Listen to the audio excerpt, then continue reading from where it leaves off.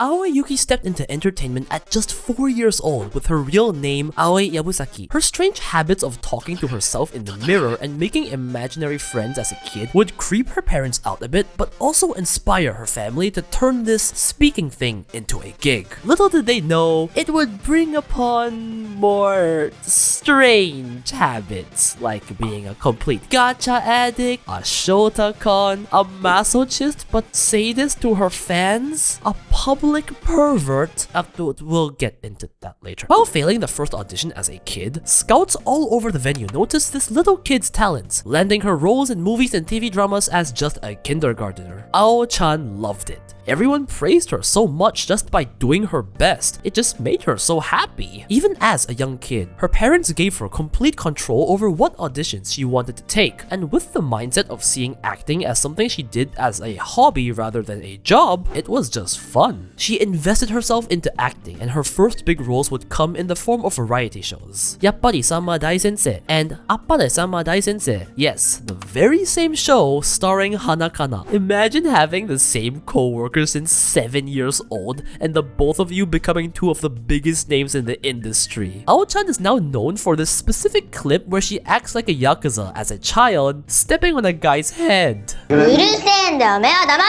Yes, this is foreshadowing. However, as time progressed, Ao-chan became more conscious of her looks. She didn't feel like she had the impact in her outer appearance to show her real face as an actor. She wanted to be a person who could become anything. And so management would give her a recommendation that would stay with her to this very day. Something that lets her act without showing her face and become anyone behind the mask. Voice acting. Ao-chan's debut as an anime voice actress would come exceptionally early. In 2003, at just about 10 years old, Ao-chan played the role of Sakura in Kimi no Tabi, The Beautiful World. I just want to point out, I believe it's extremely rare to get actual children to voice children in anime. It's a 1 in a million thing. So anyway, Ao-chan continued to voice as Marika in Aishiteru Ze Baby and Koto in Onegai My Melody in the next years. This is where a tragedy would occur. Ao-chan's grandfather had passed away, and after having recently quit her agency, the Central Kids Acting Group. As she was about to enter high school, she was starting to ponder the meaning of her existence, wondering if she should just quit entertainment as a whole. Posting these thoughts on her blog, Ao-chan was flooded with positive comments like, "You can do it! Don't quit!" And comforted by her fans, Ao-chan found a new spark to move on. "I chose this. I decided on this," she said as she entered talent agency Breath, then changed to Profit a year later. Starting fresh anew, Ao-chan was met with almost immediate success, quickly landing her first main role as Murasaki in Kurenai. This opened the floodgates to her never-ending roles, just going by the significant ones. Yomu from Toho, Ichigo from Yume Iro Patisserie, from Detective Conan, Noelle from Soram no Woto, Mina from Dance in the Vampire Blood, Kodone from Ichiban Ushiro no Daimao, from Shiki, Jube from Hyakka Ryodan Sakura Girls, from Pokemon. Just 2 years. And the next season would bring her one of her biggest roles to date, Madoka from Madoka Magica, alongside Victorique from Gosick.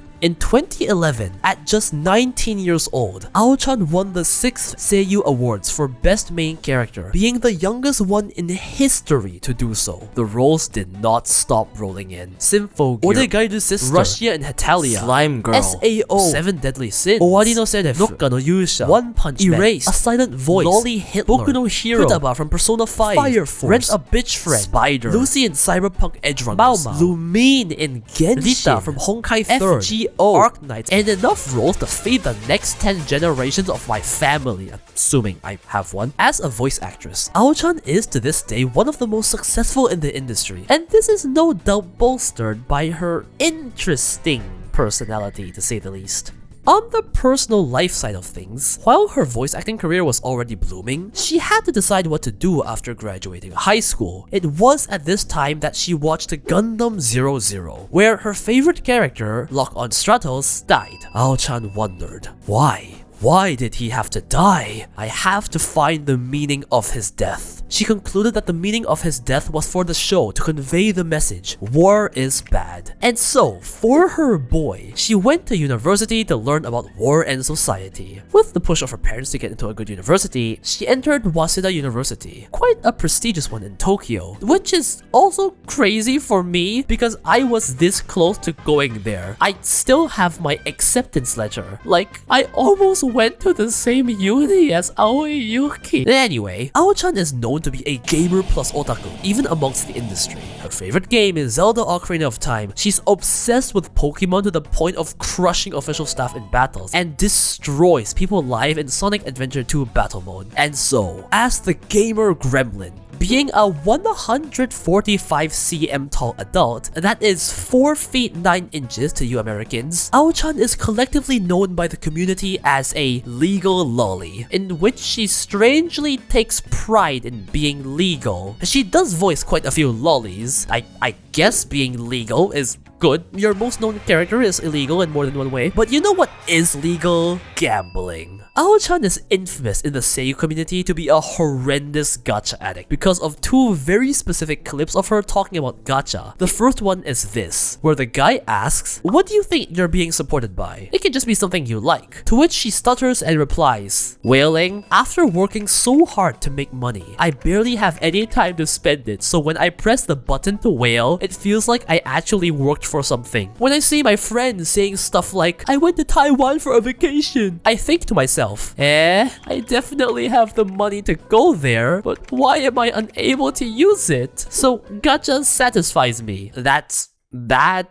Those are some Mappa eye bags. That's all I'm gonna say." And then the arguably worst second clip. When asked, "How much did you spend on gacha games?" she calmly replied, "Whaling is just like spending money on food. When you eat good food, it's all gone afterwards. So if you think about it, it's actually more useful to spend money on gacha games than food." She even gave some wonderful advice to all her radio listeners. "Ao-chan, what do I do if I can't get the character I want no matter how much I pull?" Easy, whale. You know, I've been realizing lately that whaling is really important.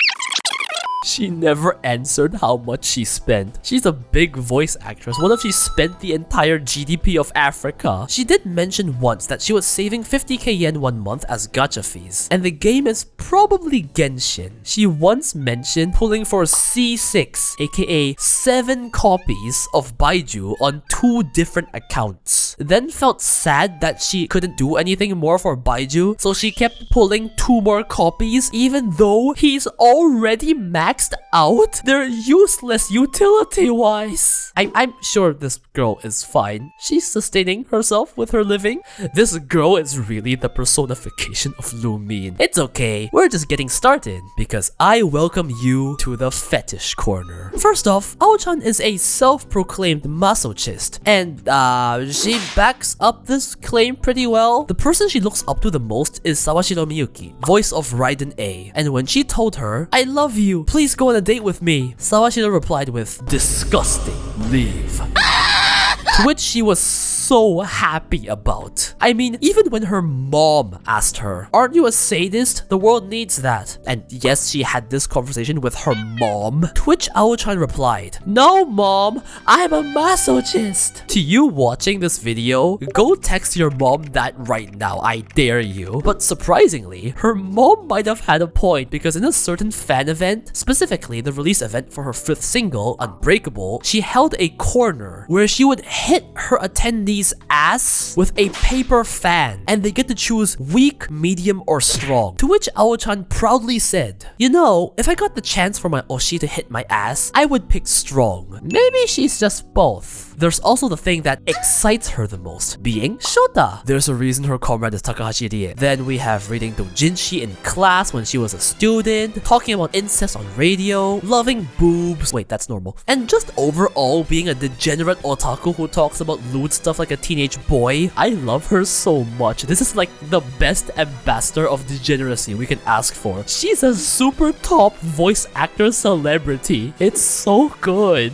Once again, and I can't believe I have to say this, all of this is treated as a joke. Like otakus messing around in the community, not taken seriously. No one is getting hurt, no one is mad. Please don't be a Twitter dumbass, please don't harass anyone. Degeneracy aside, even though her greatest fans will never let her live down the darkness within her, and yes, this is an inside joke, there's also a reason we're fans. She is one talented creator. We have the obvious voice acting, being insanely versatile with her voice, yet other than that, not only is she insanely good at drawing, having helped with some of the production shots in Madoka Magica, and being a judge on one of Pixiv's manga fairs, but she's taken her abilities a step further and created her own projects. First, we have the Ai Shota Idol Showtime, a doujin CD co-produced with Maruyama Yuka, where Aoi-chan helped with scripting and character design, and just got a bunch of big female seiyuu, including herself, to sing as Shota idols, fueling Aoi-chan's Shota dream even more. But what's far more impressive is the grand Yuki x Aoi Chimera project, a fully original project by Yuki Aoi herself, based around the theme of using beasts to represent words. To my understanding, a full story is being told here, and with the help of a mangaka, a manga that's already ended with 5 volumes in total has already been serialized and published. The official website has a bunch of yonkomas for character building. Many music videos have been made to deepen the characters, and they are all voiced by top seiyuu like Kito Akari, Hayami Saori, Ayane Sakura, Soda Amamiya, Matsuoka Kirito, and more. Aoi Yuuki is once again the original creator of the project and did the planning and character design by herself. They publicly state that the final goal of the project is to have an anime adaptation. Honestly, I have never seen such an ambitious project by a voice actor, him or herself, before. Voice actors are usually the ones being hired. They're usually the ones helping bring other people's projects to life, not the ones creating new projects themselves. I don't know what's going on behind the scenes, who is the one throwing money into this project and all, or if Aoi-chan literally just got a bunch of her friends to voice her characters, but it's extremely impressive. I really hope her dream can come true. It feels like so much passion has been put into it. Please do go check it out and support her if you're interested. Aoi Yuuki is, after all, still one of the voice acting legends, literally carrying some anime to success. While she may look like a girl failure to us fans, she's actually just a girl because she's more successful than most of us will ever be. And I wish this talented